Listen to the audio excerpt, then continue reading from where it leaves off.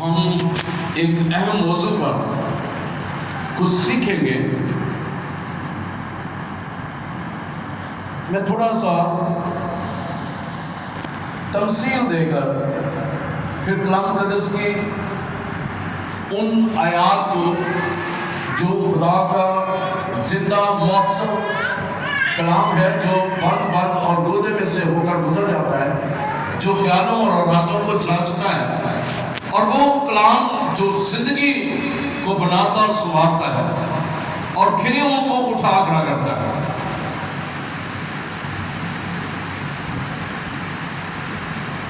ہماری زندگی بعض اوقات کھڑے ہوئے پانی کی مانند ہوتی ہے.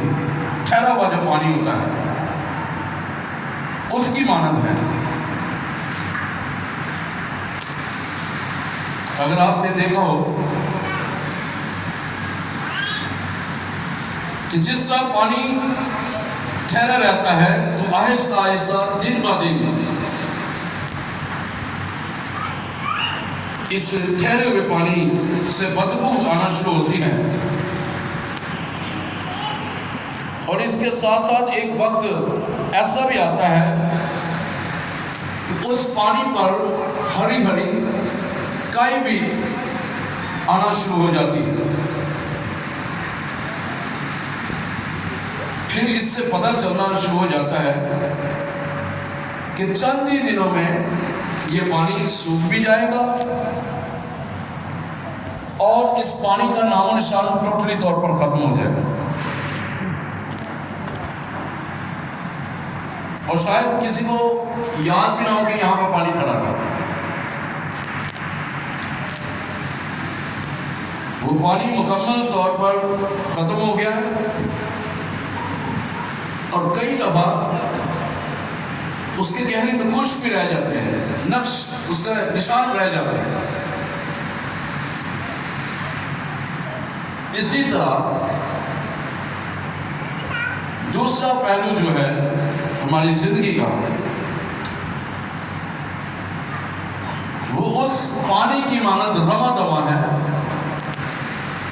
جب آپ نے ٹیوب ویل چلایا، موٹر چلائی تو پانی بہنا شروع ہو گیا، اور جیسے ہی ٹیوب ویل آپ نے چلایا ہے پانی بہ رہا ہے،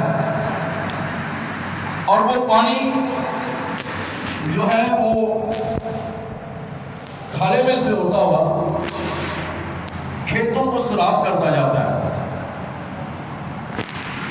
اور جیسے جیسے وہ پانی جہاں جہاں سے گزرتا جاتا ہے وہ سیراب کرتا جاتا ہے. اس جگہ ہریالی چاروں طرف نظر آتی ہے، کوئی بھی چیز جو ہے وہ سوکھی نہیں ہوتی. اس پانی کے اوپر، اس زندگی کے اوپر کوئی کائی نہیں جمی ہوتی. اس زندگی میں کسی بھی طرح سے کسی بھی قسم کا کوئی منفی نیگیٹو پہلو نہیں ہوتا، چونکہ وہ زندگی چل رہی ہے، وہ پانی بہ رہا ہے.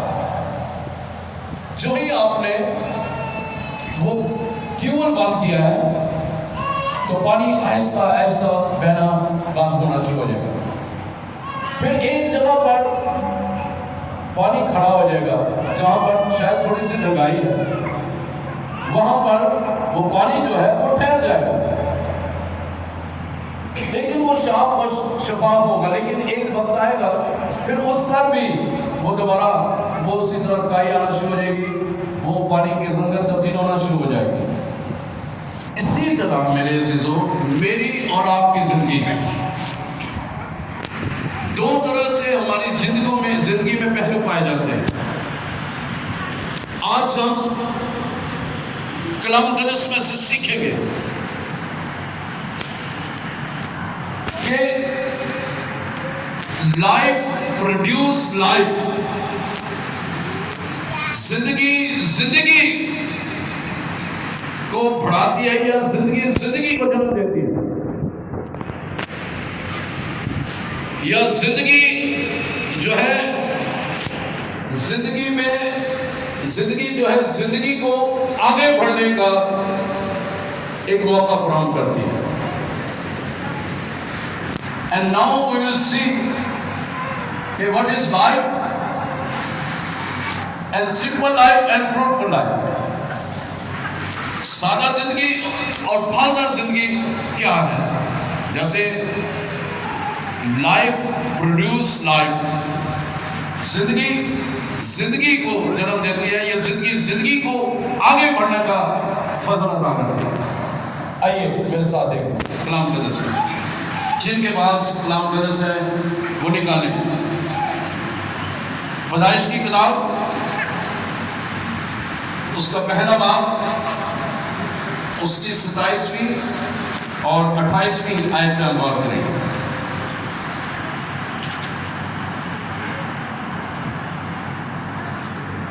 پیدائش کی کتاب پہلی کتاب ہے بائبل مقدس کی، اس کا پہلا باب، اس کی 27ویں اور 28ویں آیت. پھر اس کے بعد دوسرا باب تو اس کی 7ویں آیت. ان آیات میں ہم غور کریں گے. لکھا ہوا ہے، اور خدا نے انسان کو اپنی صورت پر پیدا کیا، خدا کی صورت پر اس کو پیدا کیا، نر و ناری ان کو پیدا کیا. اور آگے لکھا ہوا ہے خدا نے ان کو برکت دی. کیا کہا؟ خدا نے ان کو برکت دی اور کہا، یہاں سے پوائنٹ ہے، ان کو برکت دی اور کہا کہ پھلو اور پھڑو اور زمین کو معمور و محکوم کرو، اور سمندر کی مچھلیوں اور ہوا کے پرندوں اور کل جانوروں پر جو زمین پر چلتے ہیں اختیار رکھو. آگے دوسرے باب کی 7ویں ہے. اور خدا نے زمین کی مٹی سے انسان کو بنایا اور اس کے نتنوں میں زندگی کا دم پھونکا تو انسان جیتی جان ہوا. خداوند اس کلام کے وسیلہ سے ہم تمام کو خدا بڑی برکت بخشے. اب میرے عزیزو، ہم نے یہاں پر کلام قدس کی روشنی میں ہم نے دیکھا ہے اور سنا ہے کہ خدا نے انسان کو اپنی صورت پر، اپنی شبیہ پر انسان کو بنا کر، یعنی مرد اور آدمی بنا کر ان کو رکھ دیا، ان کو پیدا کیا. اور پھر خدا نے انہیں برکت دی. برکت کون سی دی ہے؟ اور کہا ہے کہ پھلو اور پھڑو اور زمین کو معمور و محکوم کرو. That is the point. یہاں پر جو ہے وہ پوائنٹ شروع ہوتا ہے.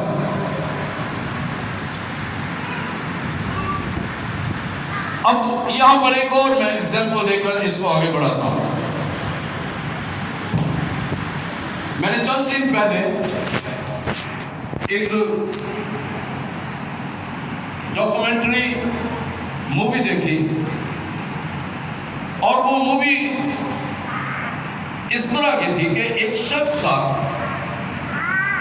اس کا بہت بڑا باغ تھا، اور جو سوکھے ہوئے درخت، ان کو جو پھلے پھولے درخت تھے، اس نے چھوٹی چھوٹی شاخیں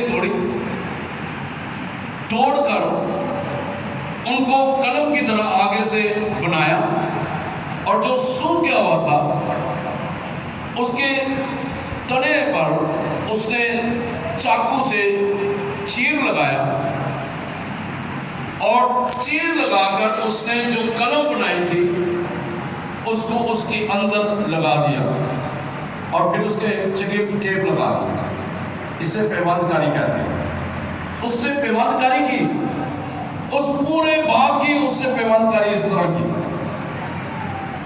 چند مہینوں کے بعد اس کو کھاد بھی دیتا رہا، اس کو پانی بھی دیتا رہا تھوڑا بہت کر. چند مہینوں کے بعد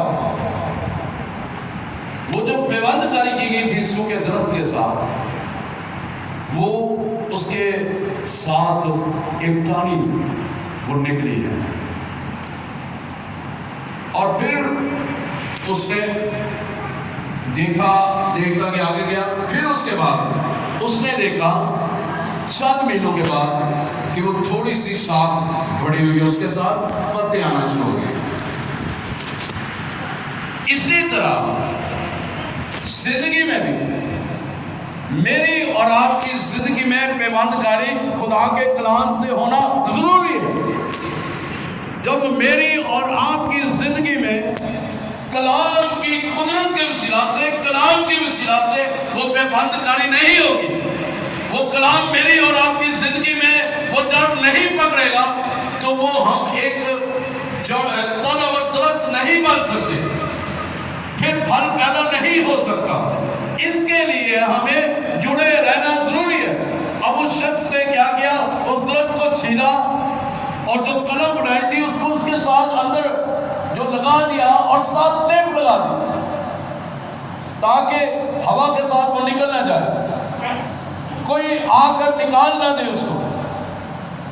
گویا اس طرح اس نے لگایا کہ وہ نکلے نہ، اور اس کے ساتھ وہ پیوست ہوگی. ایک وقت آیا کہ وہ جڑیں جو ہیں اس کے اندر پیوست ہونا شروع ہوگی اس درخت کے اندر. تو اسی طرح میرے عزیزوں خداوند نے کہا ان کو برکت دی اور کہا کہ پھلو اور بڑھو اور زمین کو معمورو معقول کرو. Itself we don't have life. When we have life, then we will produce life. کہ اس کا مطلب ہے کہ ہمارے اندر زندگی نہیں ہے، لیکن جب زندگی آتی ہے تو پھر ہم اس زندگی میں آگے بڑھتے ہیں، زندگی کو آگے بڑھاتے ہیں تاکہ اس زندگی سے اور زندگی جو ہے وہ آگے پرورش پائے، وہ زندگی اور آگے ترقی کرے، وہ زندگی اور آگے بڑھے، اور وہ زندگی اور خدا کے جلال میں آگے بڑھے. ہاللیلویا، ہاللیلویا. سو میرے عزیزوں، زندگی دینے والا خداوندوں کا خدا ہمارا آسمانی باپ، اس نے ہمیں ترقی کے لیے، برکت کے لیے، آگے بڑھنے کے لیے، پھلنے پھولنے کے لیے زندگی کے ہر حصے میں ہم نے بڑھنا ہے. اب خدا نے آدم کو بنایا ہے، اس کو بنا کر اس نے عدن میں رکھ دیا ہے، اور جب اس نے عدن میں آدم کو رکھا اور اسے کہا پھلو بڑھو، ہمیں پھلنے پھولنے کے لیے کہا ہے. جب ہمارا رابطہ خدا کے ساتھ رہتا ہے، جب ہمارا رشتہ تعلق خدا کے ساتھ رہتا ہے، جب ہم خدا میں جڑ پکڑتے جاتے ہیں، جب خدا کے ساتھ ہماری گہری انڈرسٹینڈنگ ہو جاتی ہے، جب خدا کے ساتھ گہرا روابط ہمارے ہو جاتے ہیں، رشتہ بن جاتا ہے، جب ہم اسے آسمانی باپ کہنا شروع کر دیتے ہیں، جب ہم اس آسمانی باپ کے ساتھ بیٹھ کر اپنے دل کا حال اس کو بیان کرنا شروع کر دیتے ہیں، تو خدا ہماری زندگی میں اور زیادہ برکت کو لانا شروع کر دیتا ہے. عدن میں خدا آدم سے آ کر ملاقات کرتا رہا، بات چیت کرتا رہا، گفتگو کرتا رہا، اس کو ترقی کی باتیں بتاتا رہا، اس کو آگے بڑھنے کا طریقہ کار بتاتا رہا، اس کو دعا کرنا سکھاتا رہا، اس کے اندر محبت وہ ڈالتا رہا، اس کے اندر اپنی خدائی ڈالتا رہا، اس کے اندر اپنی قدرت ڈالتا رہا ہے، اس کے اندر وہ اپنا جلال ڈالتا رہا ہے، اس کے اندر وہ اپنے آپ کو پیوست کرتا رہا ہے تاکہ تو مجھ سے جدا نہ ہو. لیکن وہاں پر جب خدا چلا جاتا ہے، جب ہوا بن جاتی ہے، تو پھر اس وقت ایک کام ہوتا ہے، شیطان وہاں پہ آتا ہے اور وہاں پر آ کر ان کے اندر جو ہے ایک بات کو ڈال دیتا ہے. خدا نے یہ نہیں کہا کہ تم مر جاؤ گے، بلکہ تمہاری آنکھیں کھل جائیں گی. اب ان کے اندر ایک تجسس پیدا کر دیا. اب وہ جو زندگی میں آگے بڑھ رہے تھے، اب ان کی زندگی میں ٹھہراؤ آنے والا ہے، کیونکہ جب ابلیس آتا ہے، جب وہ اپنی سرشت اپنے آپ کو انسان کی زندگی پر حاوی ہو جاتا ہے، اس کے ذہن پر، اس کی سوچوں پر، اس کے دل و دماغ پر، روح بدن جان پر جب وہ حاوی ہوتا ہے تو وہاں پہ زندگی میں ٹھہراؤ آنا شروع ہو جاتا ہے، زندگی آگے نہیں بڑھ پاتی، دعا ہم کرنا چاہتے ہیں دعا نہیں ہو پاتی، کلام پڑھنا چاہتے ہیں کلام نہیں پڑھ پاتے، ہم چرچ جانا چاہتے ہیں ہم چرچ نہیں جا پاتے، ہم رشتہ مضبوط کرنا چاہتے ہیں رشتہ مضبوط نہیں ہوتا، جڑانے پڑنا شروع ہو جاتی ہیں، کیونکہ وہاں پر ابلیس آ جاتا ہے، کیونکہ وہ نہیں چاہتا کہ، کیونکہ اسے پتا ہے خدا نے انہیں برکت دے کر کہا ہے کہ تم ترقی کرو، بڑھو پھلو پھولو اور ترقی کرو، خوب کامیاب ہو۔ شیطان کبھی بھی نہیں چاہے گا کہ آپ ترقی کریں، شیطان کبھی بھی نہیں چاہے گا، ابلیس پرانا صاحب کبھی بھی نہیں چاہے گا کہ آپ آگے بڑھیں، آپ کے اندر سے زندگی جاری ہو، وہ کبھی بھی نہیں چاہے گا، اس لیے وہ آپ کی زندگی کو کنٹرول کرنا چاہتا ہے، اس لیے